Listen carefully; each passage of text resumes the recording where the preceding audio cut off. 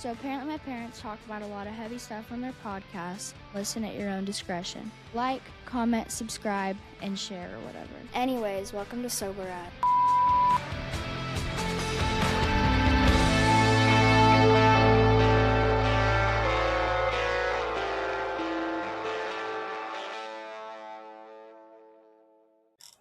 What's up, everybody? Welcome back to the show. I'm Ryan. This is Jess. We are sober as fuck. Before we get to today's guest, I do want to remind everybody that you can check out all of our episodes of the podcast on our website at safpodcast.com. That is safpodcast.com. We are available and streaming everywhere that you find your podcast. Also, please make sure you check out our newest podcast, which is mine for gambling addiction. It's called The Last Bet, which is our newest podcast. That's yours. It's mine. That's an interesting way to phrase it. Well, it's under Let's the clarify. SAF umbrella. Check out Ryan's new podcast that I will be responsible for editing and producing and doing all the things. Yes, she does all the shit that she does for this one. She's going to do for you mine. Make a joke about it, but this time you really will just be the idiot behind. I am the idiot on the microphone. Why is it just now hitting me that you've given me another job against my will? Yeah, you asked for it. It's going to be good, or maybe. It'll be good. It'll be fine. It's going to be great. It's going to be great. That's coming soon. It's been great. I've already recorded a couple episodes. It's coming out very soon. We don't have a launch date. It may actually be out now when this airs. Maybe.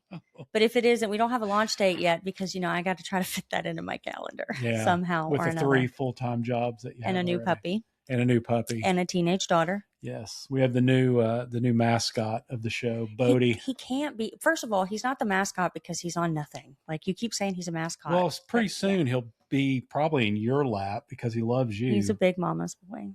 It's funny. I get him up in the morning, get him ready, prepared, and then he starts whining, wanting to come into the bedroom to lay with you. Mm-hmm. The hell? It's because he's a boy. I guess. He's a boy. Well, he's dad's taste, I guess. I don't know. Dad's taste in women. He knows. Whatever. He knows. We can't even get him neutered until he's a year old. That's way too much testosterone. It's a long time. Good dog. Big boy. He's a big kid. So our dogs are boys and our cats are girls. And I would never actually do this. Okay, let me preface. But it's a funny little joke. With all of our male dogs, I always look at them and I'm like, when they neuter you, I'm going to keep your balls in a jar next to the bed. So every time you fuck around, you'll find out. And I'll be like, I literally have you by the balls. I own you. I own you. Don't mess with me. Jesus Christ. You're so bad. Maybe I will do it with Buddy. I figured you'd do that with my hip bone. I figured you'd want to keep that next to the bed too. Nah. And they replace that. Nah. But if you ever have to have a ball removed. It's going in a jar. It'll go in that, what is that like case that you have like that basketball in? Oh yeah, glass case. Yeah, displayed nicely next to the bed. Yeah, I'll have it like, you know how people would get their baby shoes and they would like dip them in bronzed balls. Whatever happened to that? That used to be like a thing. I don't know. I got mine somewhere. Bronzed balls. Bronze booties. Anyway, let's get to today's guest. What do you say? That sounds fantastic. I don't think we've ever had a guest work as hard to be on our guest as she has. There's a lot of technical malfunctions. A lot of technical stuff. It happens all the time. Yeah. At no one's fault. It was just like, wow. But we got her. We got her. She's here. Anyway, today's guest is an astonishing 29 years of sobriety. That's insane. Which is that's incredible. Amazing. She has written a book. It's called Chronic Illness and Eating Disorders, which you can pick up on Amazon. It'll be on our storefront as well, so you can check it out there after you've listened to the podcast. So let's hear her story, hear about the book, everything, and especially talking about what's eating disorders and sobriety as well. Let's please welcome to the show, Tamie Gangloff. Hi, Tamie. Hello. Hey. How are you? Hey, I'm awesome. I'm also happy we got through the technical difficulties. And I do have my bronze booties somewhere in my garage as well. It was a thing when we were growing up. I think I'm probably older than you guys, but it was a thing. And so I have them somewhere because you can't get rid of them. Somebody was deal for mom to bronze them, and you have to keep them. Yeah, it seemed like you had the bronze booty, and then there was like a baby picture of you next to it. Yeah, the baby picture on this little platform thing. So weird. Yeah, I don't must know. have got done at Sears or something. I don't know. It's one of those things. The thing that always creeped me out about it is it was like a memorial almost. Yeah, it was. Yeah, do you know what I mean? So weird. It's like, oh, your kid, like, no, they're still alive. It's like, oh, okay. Sold you on that shit. Oh my God, it's so bad. That's hilarious. Are you kidding? So, Tamie, before we get started, tell us where we can find you, find your book, where everybody can get all the goodies. Yeah, you can find me on Instagram at author Tamie Gangloff, same on Facebook, LinkedIn, and my book, best place to get it is on Amazon. So yeah, my website's just my name, TamieGangloff.com. Nice and easy.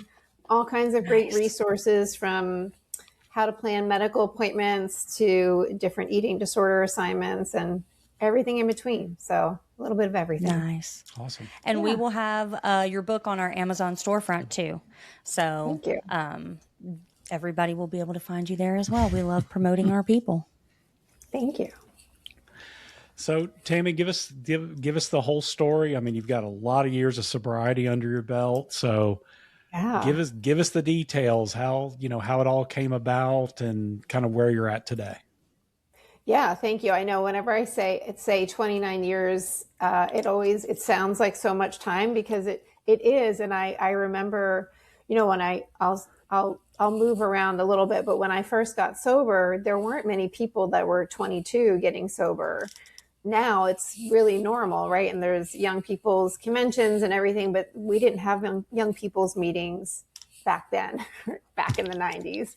So I was like one of the young people. And as young people's meetings became a thing, we would show up and say, well, if you get sober young, then you get to be the old person at the young people's meetings. So now I get to be the old, not that old, but I'm old if I've been sober 29 years. So I get to be an older person at a young people's meeting, because I would not have made it to 23, absolutely, if I had not gotten sober. So I'll go as far back. I don't know how far back you want me to go, but I always think of my story as starting, not the typical story. Nobody's story is typical. All of our stories are different, but also not unique, right? So I grew up kind of in blue collar South Jersey, kind of a challenging home environment, to put it mildly. And my story started really with disordered eating, but that again is something nobody talked about then either. I mean, they didn't talk about it for years. There was maybe one after school special, right? We don't really have those anymore either. Mm-hmm. But so I, grew up not liking myself, not liking my body, and really learning to shrink myself in every way possible. And I was diagnosed with scoliosis. That's all in my story. Is a big part of it. Is I was diagnosed when I was younger. And so from a young age, I also learned there was something wrong with my body. And when a doctor tells you you have a deformity means a lot of things that aren't very nice. And so I remember going to try on clothes with my mom after I got fitted for a back brace. So I'm sure there are listeners out there that have had that experience, because there's a lot of us. And, trying to try to try on clothes with this back brace is like essentially a hard plastic shell from, under your armpits down to below your hips. And I remember that was the first time I cried in a fitting room, countless times, but that was the first time that I was really felt defective almost. And back in those days, they hadn't done studies yet, but you had to wear your brace for a certain amount of hours a day to progress your curve from getting worse. And so I just could not let myself wear it to school. And so I said, I will, if I don't have to wear it to school, I was already like making deals, right? If I don't have to wear it to school, I will come home and just wear it. But what that did is that isolated me, because I didn't want anyone to see me with this thing on. And so I really was isolated. And of course, right, isolation, depression, again, continuing to shrink more. And it was, I think back in those days, not intentional. It just was, eating less and less and shrinking. And when somebody would bring it to my attention that they were concerned, I was just a little defensive, right? So, and as I always say, graduated from wearing the back brace, they check your bones, growth plates to make sure you've stopped growing. And I then released myself into the world again, but I was always shy and withdrawn and an introvert and just felt like I didn't fit in anywhere. And then I had an older boyfriend. An older boyfriend means parties with alcohol, right? So I remember the first time, and I think a lot of people probably do, but I remember that first time that I was at this party and I was just like, didn't want anyone to see me, and I didn't want to get up and dance and have a good time because nobody will like me. And I remember that first time I got drunk and I was like, I found it, right? Like I found it. I can be funny. I can be pretty. I can dance. I can have a cool boyfriend, and I can do all those things because I have my new friend, alcohol, that kind of takes all those insecurities and things away. And so that, I flew under the radar in high school. I was the nerdy kid. No shade to nerds. I love being a nerd now.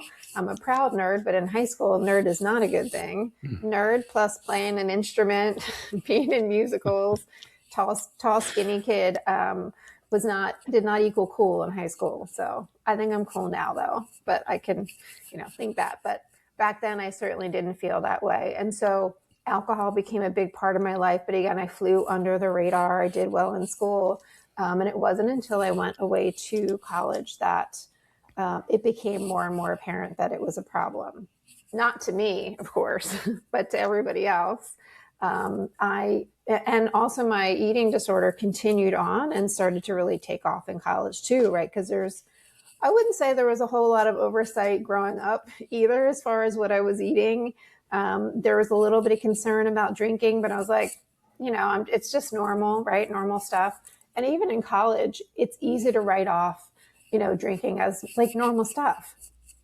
And so I got a job at a bar in college because that's what you do. And you're not even 21 and you can drink what you want. And if you drink too much at work, they just tap you on the shoulder and say, go home for the night until you pass out at work. And then it's maybe a bigger concern. And then I started having friends saying things like, we don't like how you act when we hang out together. And so I started losing friends. And I'm like, well, since we can say, I try not to curse on podcasts because you never know, but we can curse here clearly. So yes, you can. And it would just be like, well, fuck you. If you don't want to hang out with me, I will find other people to hang out with. And so as that progressed and I worked in different bars and restaurants, I could just continue to drink. I was a blackout drinker. So I have many, I have a lot of missing memories from my childhood because that's how my brain dealt with trauma. But then also you add alcohol to that. And I just have a lot of missing memories, which is good and not a good thing. Right. So I lost a lot of friendships. And again, when I drank, my depression, right, went through the roof. And I think that's common for a lot of people. And so oftentimes I would drink and then start having suicidal thoughts. And that's really what led me to get help the first time. I would not say that I had a problem with alcohol. Definitely not. But I would say that I'm depressed and I have a problem with eating. Like I knew there was something wrong with the way I was eating. And I confided in a friend and I found the therapist, and the therapist said, you need help. Eating disorder treatment in the 90s was... Insurance has come a long way. I work in the treatment field. I have for a long time, but back then it was like just enough to get your toe in the door of recovery and then go back out. But what they did at the time is they did also send me to my first AA meeting. And I was like, this is cool. I can leave and drink coffee. Everyone seems nice, right? I'm sure you've heard this word. It seems like a cult, It's scary when you say your name and you hear that for the first time, keep coming back and you're like, what is this? That's kind of scary. This is kind of scary. So, but I was willing to go and to go to a meeting, but I wasn't willing to admit at the time that I had a problem. But I knew that my depression and my eating was, and my mom would say things like, because there was a lot of alcoholism in our family all over the place. And she'd say, well, don't you know alcohol is a depressant? And then of course I was like, but I feel great, right? I feel great when I'm drinking. That's when I feel the best. And, it wasn't until I hit, really, I'd say one of many bottoms, and everyone's bottom looks different. So for me, it was, suicidal ideation and some actions while I was under the influence that I didn't remember, right, until my sister. And by the way, we didn't have cell phones back then, so it was really hard to track someone down. And so my sister somehow tracked me down at a friend's place, and then I ended up sitting in this treatment center eating disorder program, sobering up the next afternoon, which was just amazing. And at that time, I was a little bit more willing to say, okay, I think I have a problem with this. I don't really know if I want to do anything about it yet, but I now can understand how they all go together. And so for a lot of people with an eating disorder, it's sometimes go underground when they're drinking a lot. But for me, they both were just as bad as the other. And so the treatment center I was at was an eating disorder program, but they were like, we can, kind of help you navigate this a little bit. And so I got a little bit of help from my eating, and I was working at a place called, I don't know if they're still around, in South Jersey, called Women Against Rape. And I don't know why I volunteered there. And so they asked me if I wanted to work there, and I would do these talks to, and I don't think I was a speaker really back then. I was just this shy kid. But I started doing these talks to different groups, and some of them would be, kids and, what to look out for. And I really enjoyed being able to support in that way. However, I was still somebody with inactive addiction, right? And so taking somebody that had never dealt with their trauma and putting you in a position where you're talking about traumatic things every day was a bad combination. And so one morning I went into I think it was a preschool, or it could have been a kindergarten class. And I was under the influence, as you do when you have a active addiction, first thing in the morning, right? So, and I remember nothing crazy, terrible happened. But, when you have a presentation about a heavy topic like that, parents usually come to the talks, right? Your parents. So, and there were a lot of parents in the room, and I could tell by the way they looked at me that they could tell I was under the influence. And I just will never forget that moment and how awful I felt. And like, wow, these people are looking at me like, who is this piece of shit talking to our children? And I went home and I called my job and I said, I'm not feeling well. I have to take the rest of the day off. And I went home and I started calling rehabs. And, still to this day, it's tricky to find a rehab that can help you also with an eating disorder. But I started making these phone calls, and I kept getting the same answer. We can't help you if you have an eating disorder too. We can't help you. And it was the 7th rehab. I don't know if they're still open too. I should check. Maryville in South Jersey is this little tiny rehab in the middle of nowhere. And they said, we have one counselor that has a little bit of experience with eating disorders, so you can come here. And because I in that moment of desperation, right? That moment of desperation that we get to, it was in that moment that I really was like, I'm not going to make it if I don't go somewhere. And that's what I told them. So if I don't go somewhere, I'm not sure what's going to happen, but I'm not going to make it. For me, the combination of eating disorder plus alcohol, I landed in the ER a lot of times, and so I just knew like, this is it if I don't go somewhere. So I went there, and I met a boyfriend in rehab, as you do. And so we left and did a little drinking together. I still have it's in my car, my very first big book, 3rd edition. And I had my original sobriety date in there, and then I have an X over it. And then underneath it says May 5th, 1997. So he continued to drink and I did not.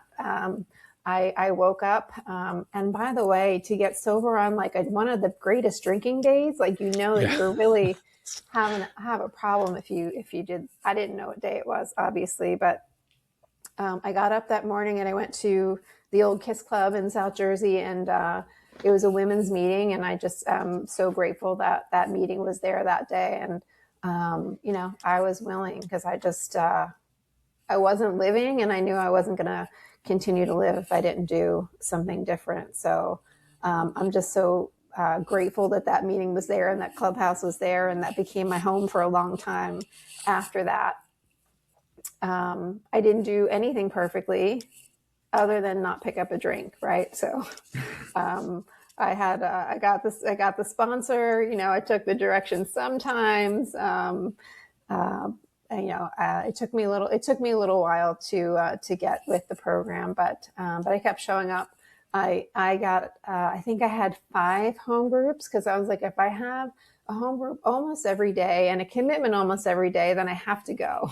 And I did do 90 and 90 and all of the things. And with the eating disorder, what I was able to do is some of the behaviors, and I won't get explicit with eating disorder behaviors because that can be triggering to people. So, but with some of the behaviors, I put them in the same category as alcohol and substances. I'm like, okay, I'm just going to treat this like, and I was able to stop a lot of behaviors. I still struggled with restricting for a number of years into sobriety, but I was able to stop a lot of those. And I will say that there was some self-harm that was part of my story. And that was the same thing I was able to do, is put that in the same category as alcohol. I'm like, okay, this is like drinking. So I'm not, so I was able to stop that at that time also. So there was a lot happening for me. And at a few years sober, I knew it was time to go back and get help. And I had a great sponsor and a great network. And I went back to treatment one last time. And so I would say, I guesstimate around 4 years into sobriety is what I say, my length of time recovered from an eating disorder. So about 25 years. And some people don't like the word recovered in the eating disorder world. My mentor, who I trained under when I went back to school, uses the word recovered. I like to point out in the big book, it says recovered from a hopeless state of mind and body. But so I mean, I have been living my life in recovery, from an eating disorder and all of the things that went along with that. Lots of trauma work and all of the things. And I went back to grad school I guess I had around 10 years of sobriety at that time, because I felt like it was time to give back in a bigger way. So I became a therapist. I got a master's in clinical psychology, and the rest is history. I can talk all about work things if you want me to, but I'll pause there. That's okay. High level of the story. Thank you for telling your story. I really appreciate that. And as you said, it is very unusual. Especially at our age, somebody at 22 years old, that decided this isn't for me and wanting to change your life, which is amazing. So thank you. And thank you for telling your story. One thing I did want to ask you, which I have found funny since doing this podcast and becoming sober myself, it's amazing how the tools that we've used to get sober seem like they work in pretty much everything else. Like, you were using the same tools, your eating disorder. Mine, I was using for gambling as well. And I've heard other people with, drug addictions, no matter what it is, it seems like we always come back to those same tools that are used kind of everywhere in recovery. Everywhere in recovery. And, I find a lot of people don't like the phrase going back to basics. Yes. They're like, I failed if I have to go back to basics. I'm like, call it whatever you want. But those things we learned in early recovery, they work now. Even like back to meditation, like I've started doing Reiki and I love it so much. And I have, look, you're going to not laugh at me. I have like my little healing crystals all over the place. Whatever works, I'm going to do. But I always struggled with meditation. And I'm like, didn't we learn that like at our first meeting? Like meditating and praying to whatever you want to pray to, whatever your higher power is, and reaching out and asking for help. All those things we learned early on, like they serve you for the rest of your life. They really truly do. And as you said, community and connection are two of the biggest things that we have in recovery, for sure. Yeah. And I think the trick too is like, the secret is the reason they work for everything is because this is the way to reconcile anything within yourself, right? And I personally love back to basics. I mean, I use that one with everything, even and this is kind of a silly comparison, but it's true. Like I have like adult acne, right? And so when my face like just goes crazy, I'm like, okay, we're getting rid of all of the serums and stuff, and we're going back to wash your face and use a moisturizer. When I'm stressed out, right? I'm like, okay, what can I do? Well, I can make sure I'm getting 8 hours of sleep, and I can make sure that I'm not surrounding myself with any negative music, books, talk. I can check in with myself. I mean, it's not that you're failing, it's that life is busy, right? Yes. Like even without all of these external things pushing against you, life gets busy. The only guarantee in life, we say this all the time, is that like fucked up shit's going to happen to you. So if you're expecting it not to, then you're just setting yourself up for failure. And you put, work and friends and kids and animals and travel and parents and family, like whatever it is, and it gets muddled. So sometimes even when you're not, I'm going to say, even if you think, well, I'm not struggling.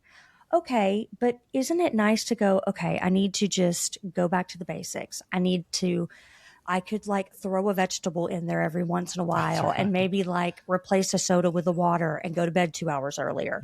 And it like, I guess it only sounds crazy to people who haven't tried it, but even just changing like those 3 behaviors within a week, you're going to be like, I'm in such a better mood. Why is that? Oh, because you slept and drank water and ate an apple or, some spinach or something. Like, it actually does help, as stupid as it sounds. So I love the idea of going back to basics. And it doesn't mean you have to start everything over, right? It just means that I hate the word like detox in a sense of like outside of recovery, but it's more of a mental and emotional detox. Being that's like, exactly what I was going to say. It really is the whole like, okay, I cannot. Let's do a reset here. Well, and also it plays into that whole, I can't control what's happening outside of myself. Yep. So getting frustrated or anxious or allowing all this noise in is not doing anything for my mental health. Mm-hmm. And I've said this before too, and it doesn't sound good, but it is good. It's like when you don't know what to do nothing. And when I mean do nothing, it's not like don't do anything about your situation. It means that if you don't know what to do, just stop. Like when I say do nothing, I mean literally nothing. Don't react to anything. Don't change anything. Just sit and be still and just stop. And that a lot of times for me helps. Just pause. Because you give it an hour and it just allows you to reset. And you're like, okay, now what do I do next? Yeah.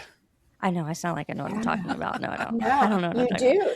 I think you know what you're talking about. You do, and I think in so many ways in life, it's so easy to get caught up in all the stuff and all the busyness that, and this is just recent times, like I still will label myself perfectionist, and it's easy to get into like workaholic type tendencies and getting quiet and pausing. I got so much clarity. I was like, oh, I am going to cancel that trip and do that conference virtually because I don't have to be there in person, and still take 2 days off of work and like just be at home and like, breathe. Like, it's so hard to just take that time and step back and pause. I still struggle with that. Like I have to show you that I'm lovable. I'm still working on that in therapy, Yeah.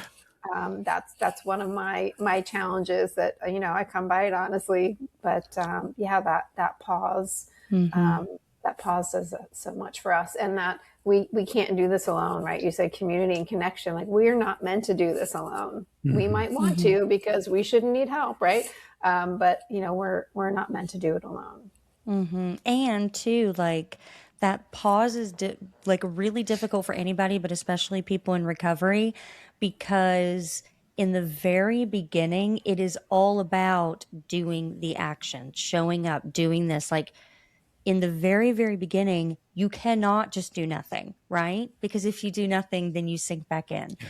So I do want to say that is sort of a level 2 that I think people struggle with. You struggled with it. I'm sure you did too. It's where you're like, I go to this meeting, I do this, I get up at this time, I work out, and it's so structured. So the concept of pause or do nothing, you're like, no, I can't, because that means that like when I pause, that took me a long time to get that, or just to do nothing, that's when I slip into those behaviors. And I think that's also why it's very, very difficult, because I don't mean to call it a Band-Aid, because it definitely works in the beginning, but it is a temporary Band-Aid, is the whole keep yourself busy, keep your mind focused, make sure that you're constantly going. And then when you get past that, you're like, oh, wait, I wasn't supposed to do that forever. That was just, it's like, no. That was just to set up the behaviors and the patterns and, you know, to reset yourself. Now you have to learn how to do all of the things you're doing while also resting, meaning that you are allowed to stop and it's okay. And that's really difficult. And you're right, because society teaches us if you're not hustling and you're not going and you're sitting still, then what the hell are you doing? What are you doing? Why aren't you being productive? That's right. And you're usually the most productive when you're not doing anything. That's right. Because you're taking care of yourself. Yeah, it's really crazy. It's a trick. So tell us about the book, how the idea come about. Give us some information on the book, some... Yeah, what prompted you to write it? We'll show a picture. There you go. What was cool is you don't have a lot of say depending on publisher, but I got to pick this, and I'm sure you can understand why I chose that cover. So the book came about because growing up, I didn't need any spine surgery. My sister had a spine fusion when we were kids. I didn't need that. And a lot of people with scoliosis don't. But as I got older, what they don't tell you is that your spine curve can progress, especially if it's lower. And if it's a lower lumbar curve. And so it progressed. I needed a couple, we'll call them minor spine surgeries, although like no spine surgery is minor. But almost 8 years ago now, I call it the big one, the big spine surgery. And so it was 3 surgeries over 2 separate days to essentially correct my spine. I had no disc left in my lumbar spine. My curve was severe. It was kind of, I lost feeling in my left foot and I would trip when I walked. So I stayed very active during that time. I was a triathlete, long distance open water swimmer. I was not an athlete as a kid, but I found this great community. So I had this surgery, and you know, I thought I was in good shape, like mental health wise, right? As you know, you go into surgery as positive as possible. What they didn't tell me is that it could greatly impact my mental health. And I've experienced that this year after having a surgery I had last December. So a few months after surgery, I started having panic attacks and night terrors. And I was like, I'm going crazy. Man. And then I was like, oh, I know what this is. I've had this before. This is PTSD. And so I started doing some research, and I only found one study that talked about people that have a low back fusion, which mine is long. It's T10 to S1. So it's a lot of my spine, develop PTSD. And I was like, 1/5? That's a big number. Like, why is nobody talking about this? How did my doctor not say anything? And so I created just an informal online survey for scoliosis, spine fusion. I added in mental health, body image, and I figured 20 people might respond. And it was 285 people responded. And I was like, wow. I have to do something with this. So I reached out to some of the scoliosis organizations. I started doing some webinars, and I just continued to talk to people about it, about anyone who would listen. And so I submitted to present at my first eating disorder conference. I've been attending them for years for work, and it was the first time I presented my stuff.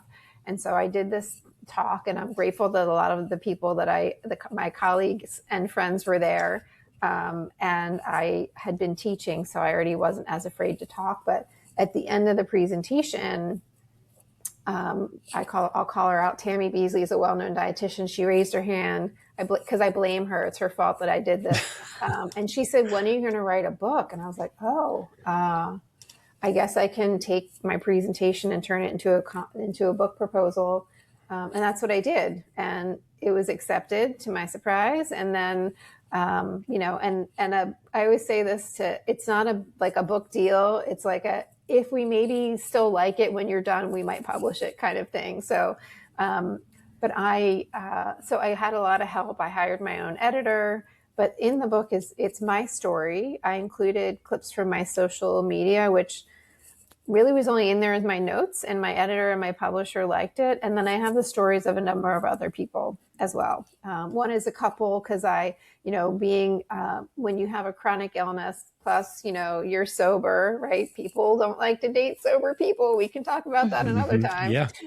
It's a challenge. And then, having, being in the mental health field in and of itself presents challenges. So I interviewed this couple. And then I have assessments and clinical skills in there, and whatever else was in my head that I thought could possibly help other people. So it's been quite the journey. This came out last August, end of last August. And one of the things I've loved about it coming out is that it's created so many more conversations, and I've connected with people literally all over the world. Like I did a webinar for a group of physical therapists in South Korea.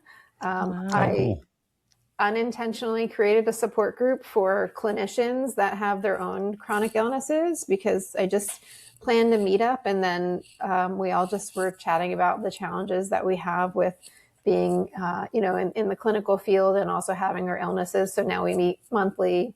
I created a network of clinicians that specialize in both, that I can refer people to. So it's just, it's allowed me to help create a bigger community, which is, again, what it's all about, is that community. So it's been, and I keep training people. There's one person that saw me speak last month that said, "This is the third time I've seen you talk." And I was like, "I'm really sorry that you had to see me talk that many times."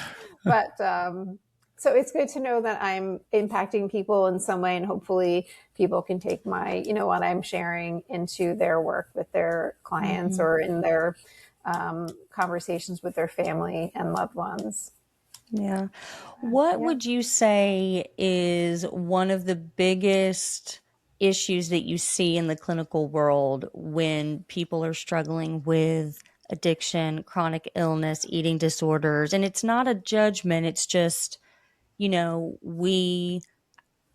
know that especially in the medical field, there's sort of this baseline for how you treat people, right? And the thing that I love about the nurse practitioner I found was, I am on medication, but she worked with me for a while, like listened to me and like asked me to do things and then report back about how it felt, and talking about trauma before ever even trying to implement medication, and I really attribute a lot of my success to her, because she made it very clear from the beginning that, medication is necessary for some, not all, and it's not a fix, right? Like there's nothing that you do that's going to fix you, because you're not broken. Medication is there just to assist so that you can take over for yourself. So when you're talking to these clinicians and doctors and out there, really speaking to professionals rather than just like, people in recovery, what are some things that you tell them to consider, or different resources you give them? What are things that you see that you really wish that you could change about treatment plans and programs? I wish I could change so many things. So I think so many things. I think for like, just if we're looking at just the medical side of things, and by the way, what you're saying about your doctor, I mean, just the way our doctors respond to us just makes such a big difference in how we can heal or not heal. And anyone is subject to medical trauma. It can happen. And if you have a chronic illness, there's just such a greater, I've had, a number of incidents of medical trauma. So, and so really I try to educate the patient as far as like, how do you ask questions? I actually have a free like handout on my website, like how do you ask questions of your doctor? And, listen, doctors are not educated on eating disorders in medical school, right? And very little still on addiction too. I mean, there's very little. And then on the other side, even as therapists, we're not really trained on that either. So really just educating all around. But for people I try to encourage therapists to say, okay, this is something you do in session with your clients. Let's role play. How are you going to handle this doctor's appointment? Because if you're going into, to use myself as an example again, if you're going in to see a hematologist and they really dismiss you and you leave crying, guess what? You still need to see a hematologist. Yeah. And so it was then finding somebody else who then spent over an hour with me. And so just educating the patient on how to advocate for themselves. And then the therapist, whether it's in the eating disorder world, you're seeing a therapist and oftentimes a dietitian also. And so how do you work together to advocate to get the best care medically? And then a lot of my trainings are with dietitians and therapists. So just different things that we don't think to ask. We don't think to ask people in general about how their pain is, right? Like, what's your pain level today? Because if you're in more pain, you're more anxious, you probably didn't sleep well enough. If you have a chronic illness, you probably are tired all of the time, even if you do get sleep. So just opening the eyes to, let's ask more questions and be more curious. Like I have a client who experienced vision loss in her early 20s. And so we were talking about safety while she was walking out in public. If she was walking with a cane, and I had something, it's not on my desk now, something bright pink. And I said, can you see this color? Because I didn't know she could. And so just getting really curious. I'm like, can you see this? Because if you can, there's really bright pink pepper spray out there. So it seems little, but it's not. Just get really curious, ask a lot of questions. Because I would rather a therapist or a doctor ask me a question about myself and how I'm doing, rather than just make an assumption about it. So, and just even different assessments, like asking questions about body image in a different way. I do like to do assignments with the assignments that I would do with clients. When I do trainings, I have the clinicians do them also, to talk about, how do I figure out who I am now that I can't run anymore? Who am I as a person now? Because I feel lost. I feel not good enough. And so walking through those experiences with clinicians that can hopefully bring that into sessions to help their clients with it. So really there's a lot of things. Yeah. Yeah. I was going to say there's a lot of medical mistrust around addiction, moderating, or what am I trying to say? Pain, treatment, eating disorders, for sure. And I've not seen a dietitian, but there's a whole component there. We were talking about, connecting your brain and your body together to do things. And we also live in a society that's very, superficial, and, reminding people that you cannot tell someone's health by the way that they look, but there's still a lot of medical professionals who still have very superficial judgments about people's health. And that can be really detrimental. You're right. You have that medical trauma, you're dismissed, and it just prevents you from seeking treatment. And I won't get into the political aspect of it, but it's also sort of that whole, if you are, this is one example, like if you're pregnant and using drugs, like, do you seek help because you're afraid of getting in trouble or this, that, or another? And that sort of exemplifies how that world is. And especially after COVID, right? With nurses and staff being so stretched thin, and even therapists, it's very common to tell people you're going to go through multiple therapists, before you find one you like. Some of that is normal because it's how you jive with someone. It's, the connection you make. But the unfortunate part is some of it is going to be that they're, like you said, just not really well versed or trained in what you're going through, which is really, really unfortunate. And when you're doing these talks and you're talking to different clinicians, is that something that you advocate for as far as just like in school and training and clinicals, things of that nature, that we need to start adding these different components to train people how to deal with this.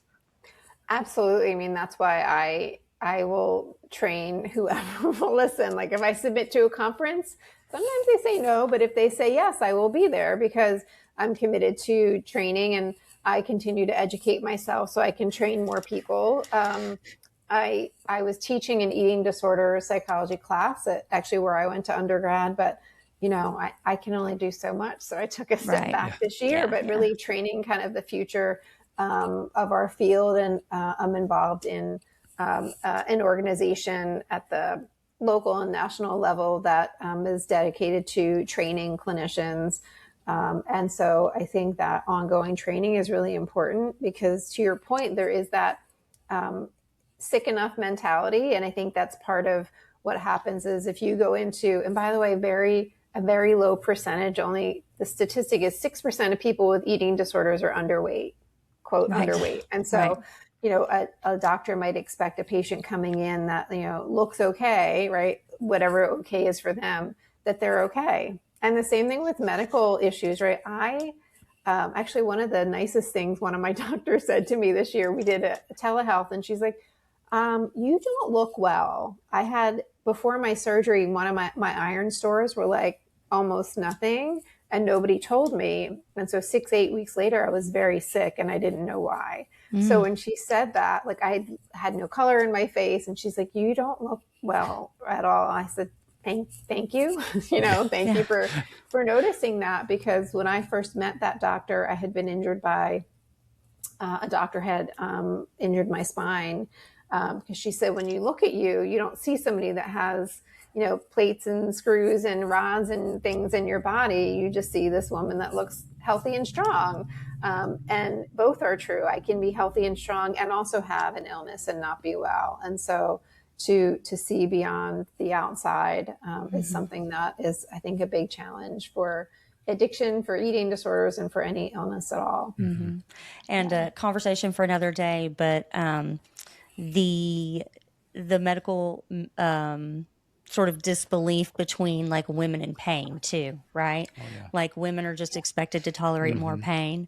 So we often use this quality of life, right, phrase, which of course you want your quality of life to be good, but how is that interpreted, right? Well, you could have all of your labs be fine. You could look like the perfect size. You could have the family. You'd be like, oh, your quality of life is great, but not listening to anybody. But I'm a woman. And so I have seen this a lot. I worked in nonprofit reproductive health care for a very long time. And making that assumption that like, okay, well, you're just complaining or you're just drug seeking rather than listening to a patient, because not every illness will pop up on lab work or on your body. And so reconciling that as well. I mean, even to go as far as even people who are drug seeking, right? You're seeking that for a purpose because you're in pain, right? And we call this like abuse of medication, and we have this negative connotation or association with addicts and this, that, or another. And it's not providing allowance for anything, but it is, you're doing this because you're in pain, because you are attempting to feel better, even if that means feeling nothing, right? And I still feel that needs attention. And that is a lot of times what prevents people from getting treatment is they're just dismissed as you're just seeking pain medication, get out, or discharged as a patient. And there are times that you have to discharge someone as a patient. I understand, but I do think that we as a society, and definitely in medical professions and mental health spaces, need to be better about understanding that what someone presents with and what someone is asking for, like you said, you need to ask questions and dig a little deeper, because even if they are drug seeking, even if they are what you consider complaining, there's a core to that. They're seeking something, and maybe they just don't understand what that something is. And when you go through so many situations where you are dismissed, you start to believe, you're like, well, I am just complaining and seeking drugs. So I'm just a piece of shit, right? I hope I'm articulating this well, but no, 100%. I'm like, yes. Yeah, it's very few medical professionals or clinicians or really anyone in that space who stops to be like, okay, so you're seeking relief from pain. Well, tell me about your pain. What is it that you're feeling in that moment? What sort of discomfort do you have? What have you been taking? What have you been using? And even being able to say, even illegal or street drugs, like, there's no judgment. This is a judgment-free zone. I need to know what your body is medically dependent on, what you are relying on for emotional and mental stability, so that I can understand what you need from me. I know what you want, but I don't know what you need without that full transparency. Because I remember being a kid, and God love my mom. My mom suffered with anorexia for the majority of her life. And when we would go to the doctor, a lot of times she'd be like, just check no for everything. Like, if they ask you, do you have this is, just check no for it all. Okay. It doesn't matter, because if you say you have this and you say you have that, then it's going to open this up, or you're not going to get this. And it was sort of navigating your own healthcare. Right. And, I didn't realize until I was a full grown adult, like, what the fuck am I doing? So I've told my daughter, like, whether you want to tell me, whether you want to tell your dad friends, with your medical professionals, you always be honest with them. They cannot help you unless you are honest. Right. So, I mean, I'm kind of going off on a tangent here, but I'm really passionate about this too, is not just dismissing people for being drug seeking or complaining, or women, like having, I don't even like the word like low pain tolerance. What does that mean? Everything is relative. Like, if you don't have a low pain tolerance, what you feel is real. It's just the way that we're willing to help and treat is different depending on who you talk to. And that's really unfortunate. It is. And oh my gosh, everything you said, I'm like, yes, 100%. And I think one of the things people just need to hear is, I believe you, right? Right. Like, I believe you. And I even sometimes will say to a doctor when they ask, like, pain scale, like, if you've had a life of chronic pain, sometimes your pain threshold is low and sometimes it's really high. So I might say it's a 4, but to somebody else, it might be a 9. So what does that really tell you? Right? Like, what's your quality of life? How are you sleeping? Are you functioning? And I think just that, knowing that, like, I believe you. And I love what you said about, like, why are you, if you're seeking drugs, okay, there's a reason for it. What's exactly the why behind it? Because if we can't figure out the why, we can't do anything about it. One of my mentors used to always say, because people say, like, they're just attention seeking. Okay, well, if they're attention seeking, there's something that needs to be tended to. Like, what are they, what are they seeking this attention for? If you're slowly disappearing, if you're using drugs, if you're drinking, there's a reason why. And we need to figure that out so that we can help, instead of place judgment. Like, we need to stop placing judgment and just, and I know that doctor's time is limited, right? I get that. Right. And when you go to a doctor, you're anxious, you're in pain, you're, like you mentioned acne, you're like, I'm feeling ashamed because I don't like how I look right now. I'm just, I have this weird pain. I don't know what's causing it. And so it's part of their job is to help you relax and say, like, okay, I'm here to help you, instead of, I don't really know what to do. I've gotten that a lot this year. And every once in a while, I'm like, okay, maybe I'm not crazy, because you start to gaslight yourself. Like, yeah, there is nothing wrong, right? Like, no, there is. And you can trust yourself, because you know your body better than anyone else does. Right. And so I think if somebody is feeling that way now, just knowing that, like, even if you don't feel seen and heard by your doctor, then we can help you find another doctor that will see you and believe you, because you deserve to be believed. And I think that's one of the first things I do with someone, especially somebody coming with a lot of chronic health conditions, is, I believe you, and let's figure it out together. Absolutely. I love that you say that, believing patients, because everything they say is true. Even if they're trying to manipulate to get what they want, it's out of desperation, right? Because they need something. And that is so true. More people don't hear, I believe you. And we say this about children, but it's true for everybody. All behavior is an attempt to communicate something. Okay. like all behavior is. And you're so right when you say something like attention seeking. Okay, but like why? Like it's because there's something there. It's like when you say, oh, when I tell people, oh, I'm sorry, I don't drink, and they like get all upset about it, right? It's not that they're upset about it. It's that it just, there's some insecurity within themselves that is reflecting back. And I do think that even just as anybody in the world, when you realize that all behavior is an attempt to communicate something, that it just provides more patience with other people and yourself. Not that you can help everybody, right? Like you can't, and it's not your responsibility to fix people. I'm talking outside of the clinical world here, but it most certainly makes you a more compassionate person. And in my experience, nothing negative has ever come out of simply being compassionate towards people in general. But yeah, I don't even like the pain scale. Like I've always disliked it because I'm like, what do you mean? They're like, does it, is it just like a little like tickle, or does it feel like your arm's getting cut off? Well, for someone to get their arm cut off, that might not be the pain they're talking about. It may be a more non-tangible pain. Again, I was a full-grown adult before I realized I'd lived the majority of my life in pain, because I associated pain with like a cut or a bruise or like physical pain. And I'm like, oh, I've been in excruciating like mental and emotional pain and reconciling things within myself, which for me is way more painful. And again, a conversation for another day, but this is why people cut and self-harm, because what do you mean my pain scale? What like there is no pain scale. There's no such thing as a high or a low pain tolerance. Like tell me how this is disrupting your life. Like how is this disturbing how you're able to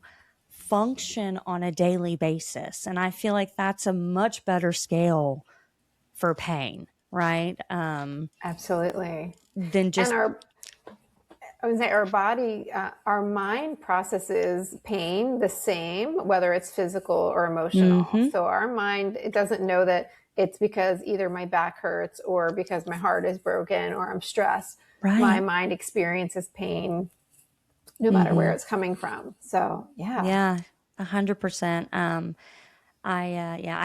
We'll have to have a whole other conversation about this because I mean, in like I said, I worked in nonprofit reproductive healthcare for a very long time on the admin part of it. But so mainly women, but there were some men, so many women who would come in and be like, I talked to my family physician who's like been in my family forever. And I told them this piece of information and they were just disgusted and horrified that I was telling them these things. And I would just tell them, I can't speak about anyone else, but any provider, any clinician, and this goes out to anybody listening, anybody who's going to make you feel like shit or make you feel ashamed for anything that you've done that you're seeking help for or confiding in them, you need to find a different clinician or provider. Okay.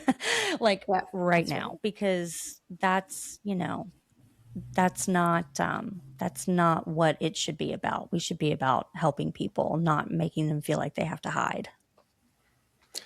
So before we get to the last question, I did want to ask you, because we do get a lot of like sober curious people or people that are fresh sober. If someone's secretly struggling both with alcohol and eating disorder, what is the first thing that, you would want them to know? I would want them to know that they don't have to recover from one in order to do the other, right? So I consider it like old school, like that's what I was told. Like you have to get sober before you can work on your eating disorder, or you have to eat before you, and I think that creates extra suffering and extra years of suffering so that you can work on both at the same time. It's just finding the right help. And if you, I'm serious to anyone else, like if you don't know where to find help, please reach out to me, because it's literally what I do for my full-time job. And in my life outside of it is like talking to people. If somebody wants to be on my website as a resource, I say like, let's have a meeting first, because I want to make sure you really can do what you say you do. So if you're struggling with both, first of all, there's nothing wrong with you. I mean, they're adaptive. You're struggling with both for a reason, and you can get help for both at the same time. Yeah, I love that. I'm going to piggyback on that. Yeah, because I did gambling and alcohol at the same time, and I've noticed, people even with even nicotine, a lot of people trying to quit nicotine and trying to do one then the other. It just seems like it never works. It's like you just gotta you gotta work it all together at the same time. It seems like it's what works best. So my brother works for a company that sets up detox programs at different hospitals in Dallas and all over the country, but his is more like eastern central Texas. And we were talking about this, ironically enough, that he said, and he's not over in the hospital section of it, so he doesn't do any of the protocols or any of that. He just sets up transportation and intake.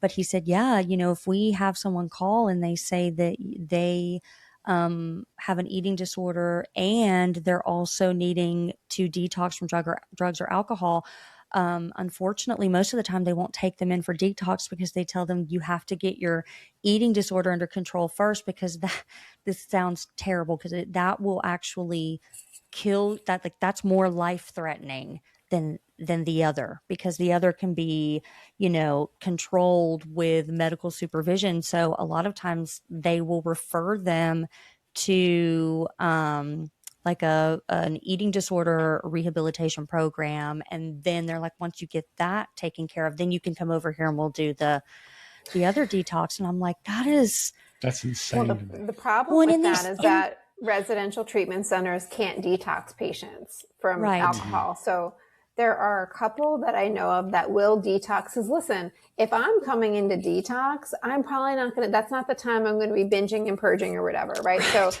what somebody really needs is a safe detox, get them their 7-8 days of detox, and then go right to residential for eating disorders. Because without a safe detox, actually, a safe detox, without a safe detox, that's more life-threatening than eating disorder can be. Agreed. So we need to, for detoxes to shift that mentality. Yes, we don't expect you to treat and I've done trainings on it. Anyone listening, I'm happy to train you on this. Like, we don't need you to treat the eating disorder. You maybe need to have a little bit of knowledge on what to maybe look for, but safe detox and then transition to an eating disorder program right afterwards. Mm-hmm. Yeah, because I was so shocked by that, and he has mixed feelings about it too. He's like, I'm not over any of that, but he said, I learned that the hard way, because when he first got into it, he's like, oh yeah. And he got everything set up, and they said, oh, they had to actually send her to somewhere else. And he was sort of flabbergasted about that also, because I'll never forget him saying, listen, if I get a call at 3 a.m. or whenever, I have to take that call, because when someone reaches out and they need help, you have about 5 seconds to help them before they're gone. So to add additional hurdles and roadblocks is just really, really, really detrimental to someone, regardless of what the situation is. So I thought it was interesting that you asked that question, because it brought back that conversation. And it sounds like that's what you do. That's what you're trying to do to change the world. Be like, listen, guys, we can help everybody. You can not at the same time, but they play off each other, right? So yes, the treatment may have to be different medically, but they should be treated as coexisting, chronic illnesses, for sure. Yeah. That was my 2 cents. Yeah. My brother, after he would go on a really long rant, he would always say, and that's my story about cats, no matter what it was about. So that's my story about cats. I'll let you word the last question, because I'm still getting up to times with that one. Well, I actually already gave her a little sneak peek. So since we're on here, and I haven't told the story in a while, the story behind why we used to ask people a funny drunken pee story is we had gone to Dallas to visit my brother, and he wanted us to meet all of his sober friends. And so we were out at dinner, and I was considered the normie, right? And so I was telling this funny story about Ryan, just pissing on the floor in a drunken blackout. Like nothing horrible happened other than that in a hotel room. And then I told a story about my brother walking into my room in the middle of the night when he was in active addiction and peeing in my laundry hamper, right? And I thought it was like so funny, and everybody at the table was just like, yep. Yeah, we've done that's something pretty normal. like that. Like they were not like it was like a zero neutral reaction. And so I was like, oh, okay, so this is like a thing, right? Yeah. They're like, yeah, peeing on things is like a whole thing. So when we started the podcast, we're like, we should ask people a funny pee story, right? And everybody's got and one. everyone has one. Everyone's got one.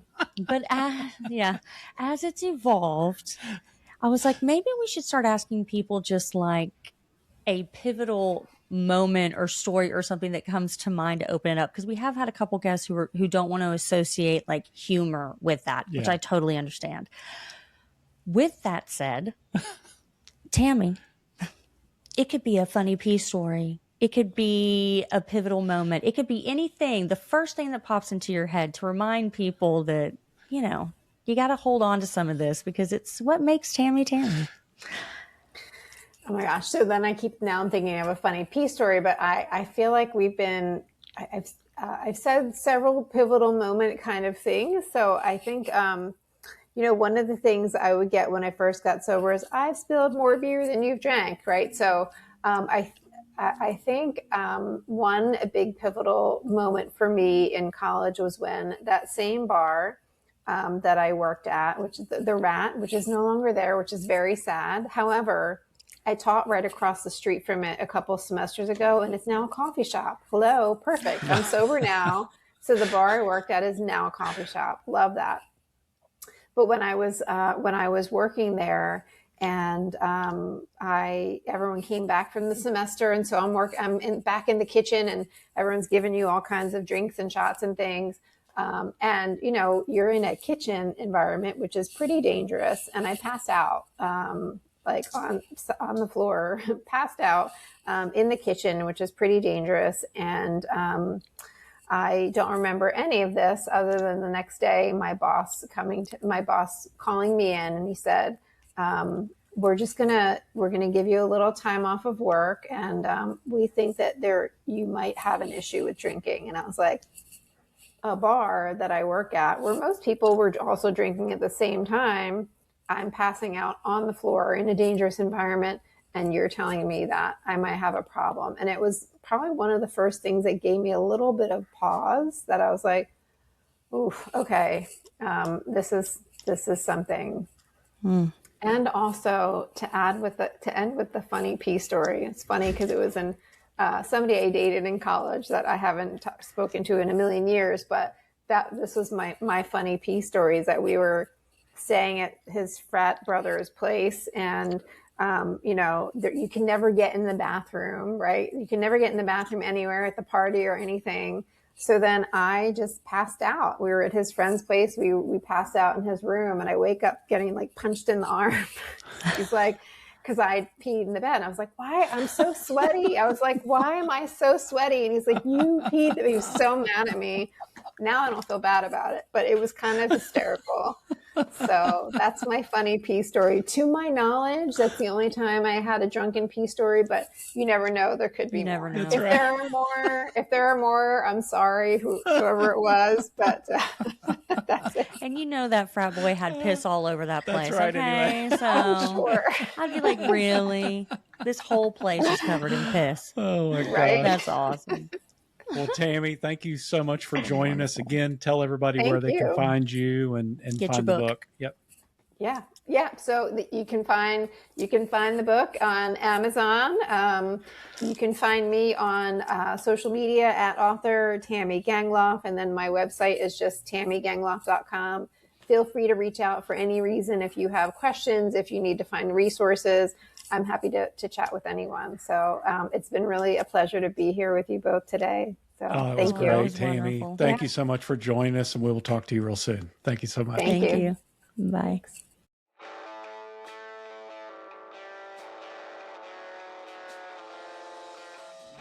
If you love the podcast, which I know you do, please like, subscribe, and hit that notification bell to Boom. get notified every time we post. That's right. Dropping them, baby.